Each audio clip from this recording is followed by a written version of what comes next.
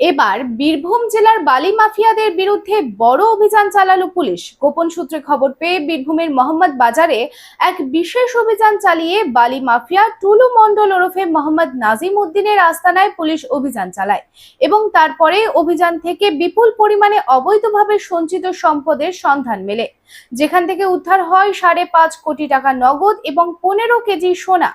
পুলিশের এই বড় সাফল্যের পর মুখ্যমন্ত্রী শুভেন্দু অধিকারী নিজের টুইটারের মাধ্যমে টুইট করেন এবং পুলিশের কড়া পদক্ষেপের জন্য প্রশংসাও করেন।